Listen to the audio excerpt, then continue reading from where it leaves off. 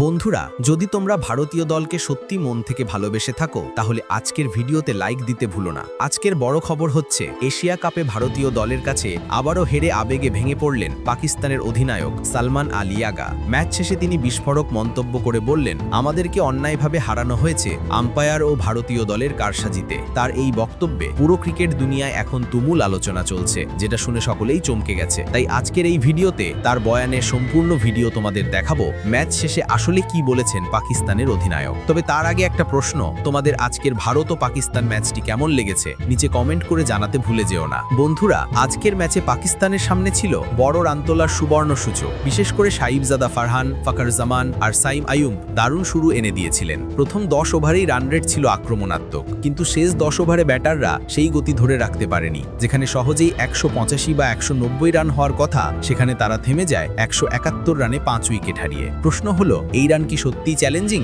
Bharat Pakistan match মানেই তো high voltage, দর্শকরা চাইবেই রোমাঞ্চকর লড়াই। টস হেরে ব্যাট করতে নামে পাকিস্তান, তবে ওপেনিং কম্বিনেশনে পরিবর্তন আনা হয়। ফাকর জামান ও সাইফজাদা ফারহান ইনিংস শুরু করেন। সাইম আয়ুবকে পাঠানো হয় 3 নম্বরে। শুরুটা ছিল আক্রমণাত্মক, কিন্তু তৃতীয় ওভারেই এক বিতর্কিত আউটে বিদায় নেন ফাকর জামান। মাত্র 9 বলে করেন 15 রান। হার্দিক পান্ডিয়ার বলে ব্যাটে কানায় লেগে সঞ্জু স্যামসনের হাতে বল জমা পড়লেও ক্যাচটা মাটি থেকে ধরা নাকি পরিষ্কারভাবে ধরা, সেই নিয়ে তুমুল বিতর্ক তৈরি হয়। মাত্র এক ক্যামেরার ফুটেজ দেখে সিদ্ধান্ত দেওয়ায় আরও ক্ষোভ ছড়ায়। এরপর সাইফজাদা ফারহান ও সাইম আয়ুব মিলে 72 রানের দারুণ জুটি গড়েন। সাইম 17 বলে 21 রান করে আউট হন। তারপর হোসেন তালাত তো তাড়াতাড়ি বিদায় নেন। তবে ফারহান খেলেন অসাধারণ এক ইনিংস। 45 বলে 70 রান, 5 4 ও 3 ছক্কায় সাজানো। কিন্তু তিনি আউট হয়ে গেলে চাপ বাড়ে পাকিস্তানের ওপর। শেষ দিকে নামাজ, সালমান আলী আগা আর ফাহিম আশরাফ কিছু রান যোগ করলেও 171 রানে সীমাবদ্ধ থাকে ইনিংস। ভারতের হয়ে শিবম দুবে নেন 2 উইকেট, হার্দিক ও কুলদীপের ঝুলিতে যায় 1টি করে। তবে ভারতীয় ফিল্ডারদের